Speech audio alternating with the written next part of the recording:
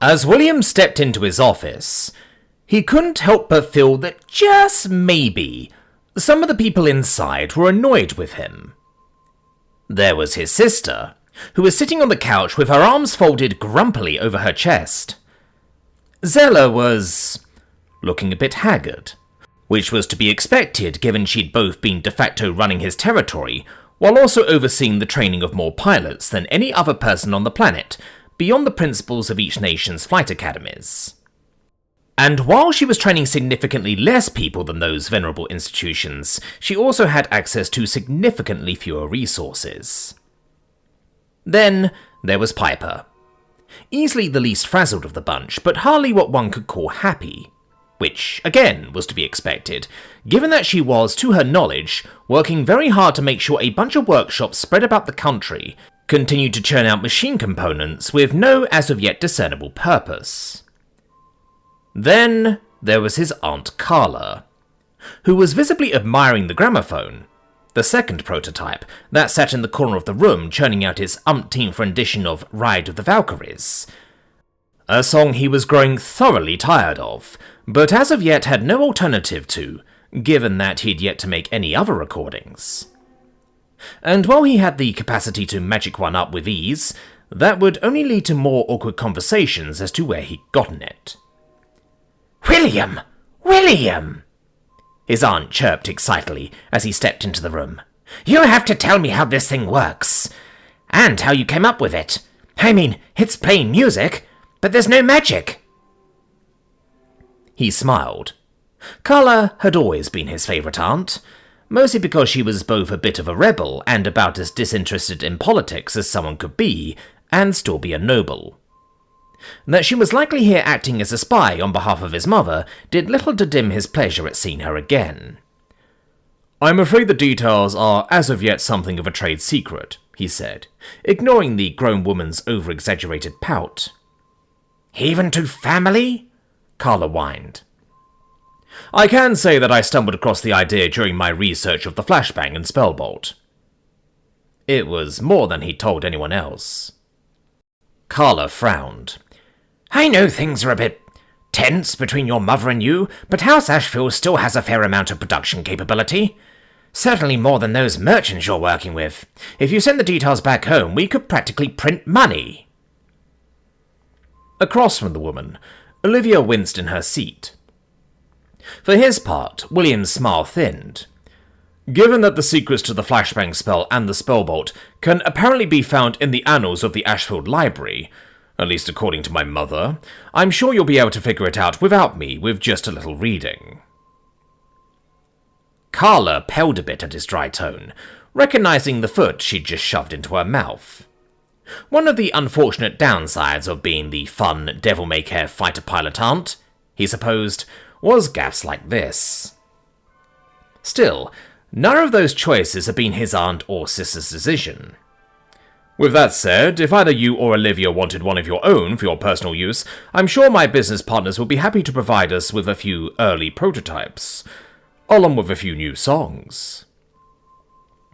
It was a small olive branch on his part, though it was less aimed at his aunt and more at his sister, whose eyes widened with excitement at the thought, before she recalled that she was supposed to be mad at him, and sank back into her grumpy posture. Glancing over, he could see Piper clearly wanted to say something, even though the dwarf was holding back. Likely some question as to why he was outsourcing the production of such a clearly lucrative product, when he had dozens of workshops churning out junk with no real discernible purpose. Which was a state of affairs that couldn't last forever. Certainly while his people were thankful for the employment he provided, the alchemists most of all, the fact remained that said gratitude would only keep them motivated for so long in the face of work that seemed pointless. For one thing, he already knew that some of the more curious workers were already trying to piece together the end result of what the many workshops had been working on. Even if he'd not seen it. That was just how engineers were. And even without any kind of knowledge of internal combustion, some of them would be making progress, if only by treating the many prefabs as a jigsaw puzzle. "That would be a queenly gift," Carla said finally. "One I know that both Olivia and I would be very thankful for during our sabbatical at your estate." Yes, super thankful, Olivia drawled, eyes narrowed at him. Sure, it's not exactly a duchy, but a little box that plays music is almost as good. Almost. Ah, sassy teenage sarcasm. How he thanked the Lord that the only one who really engaged with that on his team was old Xenia. Still, he could see the puzzlement that blossomed in the faces of those present who weren't his family as they registered the half-elf's words. A duchy? Zella asked. Before anyone could say anything else, Carla spoke up in an act of savvy, normally far outside her wheelhouse. Olivia dear, perhaps statements like that should wait until it's just family present. It's not like it matters now anyway. I'm here, aren't I? The girl huffed, before jumping from her seat and storming from the room in a huff. Carla had moved to grab the girl at the last moment, only to pause. For his part, William had tensed more than a little, eyes splitting about for signs of invisible watchers turned assassins. It was an irrational fear, he knew, but he felt it all the same. Indeed, it was with that thought in mind that he made to follow, only for Carla to call after him. Give her some time, William. The last few days have been tumultuous for her. William frowned before glancing to Zella. I gave her an escort the moment you arrived. They're just outside the door and will follow at a discreet distance. He nodded, but lately recalling the slightly larger number than average guards that had been stationed outside when he'd walked in. And there were things he still needed to discuss with the people present here. Zella's plebeian pilot training program. How Piper's refinement of their Earthblood supply was proceeding, as well as the state of the workshops. Reluctantly, he decided to heed his aunt's advice. Though speaking of her, he thought as he glanced at the woman, if she's here to act as Olivia's chaperone as well as a spy, I'll be putting her to work on the plebeian pilot program. No program could ever have access to too many competent pilots, and even with the unexpected offer of aid from House Greygrass, William was still woefully short of the numbers he wanted. I also need to get the alchemists started on making ammunition for my new planes now that the workshops are running properly, he thought, which means somehow convincing them to go under a geas. Which would be an awkward conversation all round. It wasn't like he could just order them to do it. Hell, not even the Queen could do that.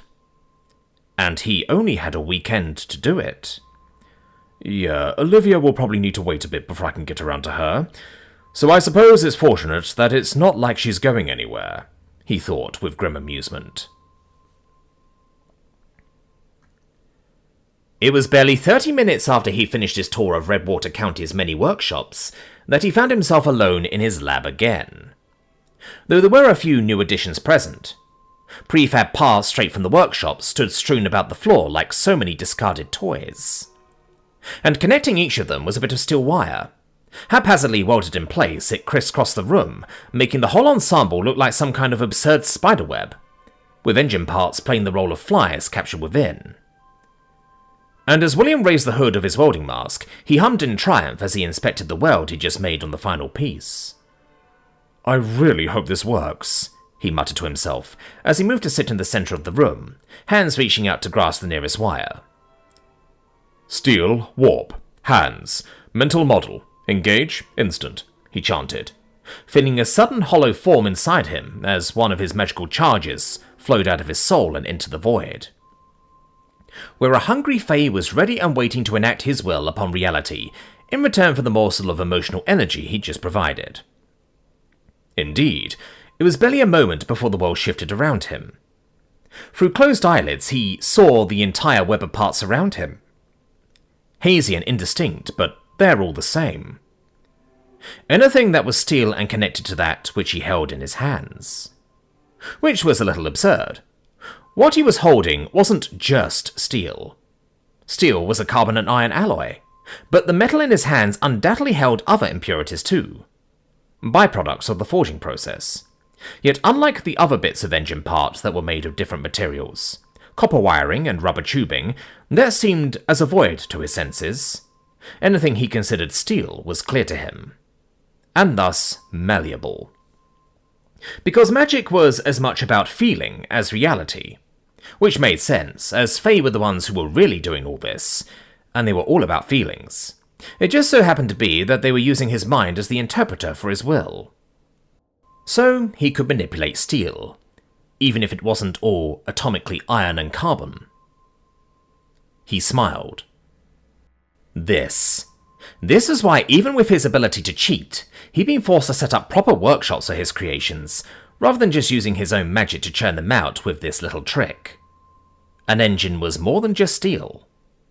Well, that and the innate limitations of metal crafting.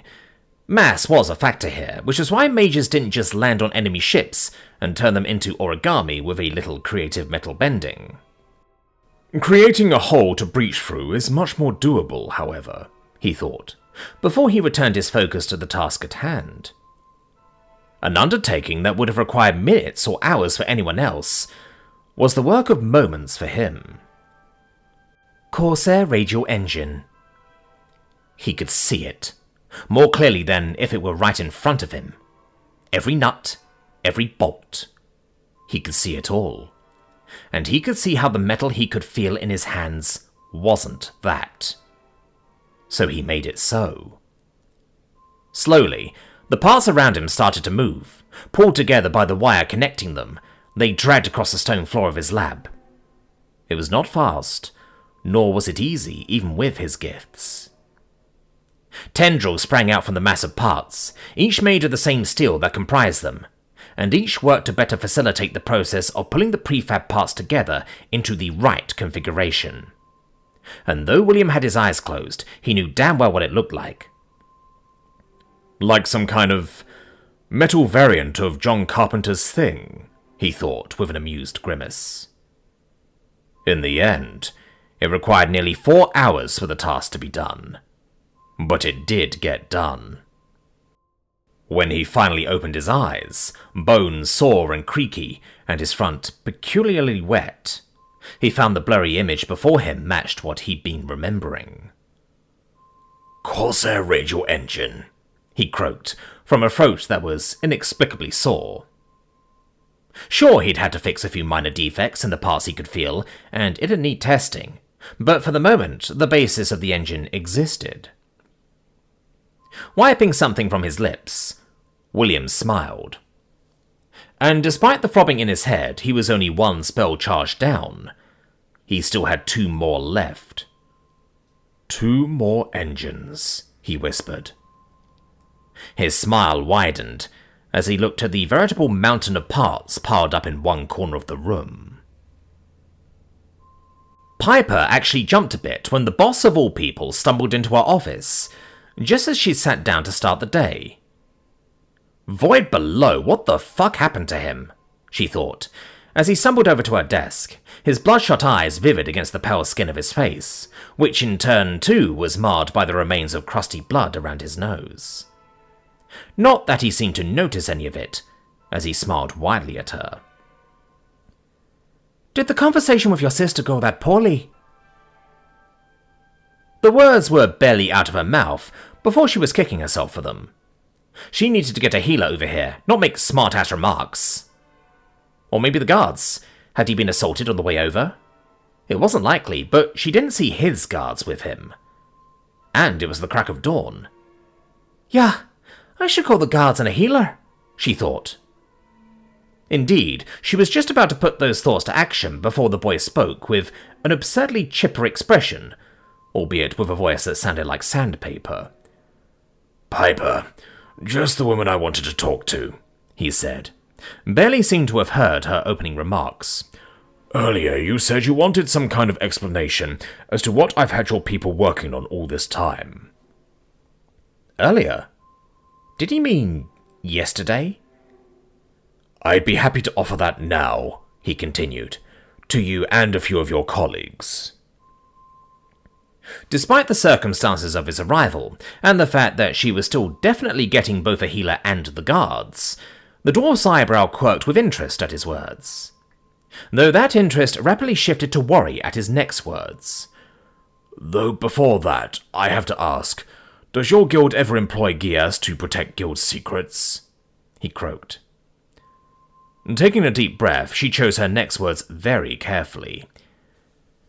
I'd say that depends on the secret, my lord. And it'd have to be a hell of a secret for her to even consider asking her people to be bound by a geas. While a Mage Knight might still be somewhat effective without the ability to cast spells, given they could still operate a shard, power a float suit and use a bolt bow, a Mage Smith who lost her ability to contract the fee was basically just a plebeian. If anything, his grin got wider. Well, come with me. If you don't think what I'm about to show you is worth a geas, I'll... He paused, an expression of genuine befuddlement slipping across his haggard features. Honestly, I don't really know what I'll do. Be surprised, I guess. Indeed. He seemed about to walk out the door before Piper called out.